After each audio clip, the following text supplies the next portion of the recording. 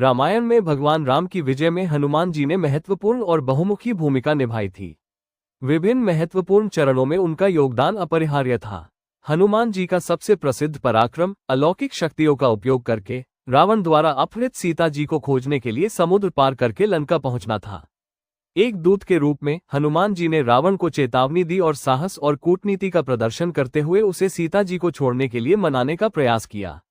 जब उनकी चेतावनी खारिज कर दी गई और उनकी पूंछ में आग लगाकर उन्हें दंडित किया गया, तो हनुमान जी ने इस अवसर का उपयोग लंका के अधिकांश भाग को आग लगाने के लिए किया। लंका के भीषण युद्ध के दौरान लक्ष्मण जी मूर्छित हो गए थे और यह निर्धारित किया गया था कि केवल हिमालय से प्राप्त संजीवनी नामक एक दुर्लभ जड़ी बूटी ही उन्हें बचा सकती है।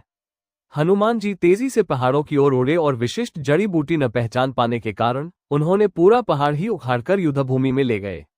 उस जड़ी बूटी ने लक्ष्मण जी और अन्य सहयोगियों को पुनर्जीवित कर हनुमान जी युद्ध के दौरान एक पराक्रमी योद्धा रहे। उन्होंने अनेक शक्तिशाली राक्षसों को परास्त किया। उनकी शक्ति, रूप परिवर्तन की क्षमता और रणनीतिक सोच ने भगवान राम के पक्ष में स्थिति को मोड़ने में महत्वपूर्ण भूमिका निभाई। भगवान राम के प्रति हनुमान की अनन्य भक्ति ने न केवल वानर सेना को प्रेरित किया, बल्कि निस्वार्थ सेवा और निष्ठा के एक स्थायी आदर्श के रूप में भी स्थापित हुई। उनके कार्य हमेशा भगवान राम और धर्म के लिए थे, न कि व्यक्तिगत लाभ के लिए।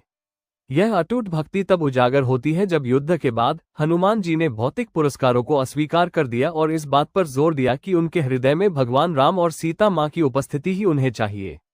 हनुमान जी ने भगवान राम की विजय के लिए महत्वपूर्ण गठबंधनों में भी योगदान दिया, जैसे भगवान राम और सुग्रीव के बीच मित्रता करवाना, जिससे राम को एक दुर्जेय सेना प्राप्त हुई। हनुमान जी की बुद्धिमत्ता, साहस, अलौकिक क्षमताओं और अद्वितीय भक्ति के कारण ही भगवान राम द्वारा सीता जी को छुड़ाने और रावण को हराने का प्रयास संभव हो पाया।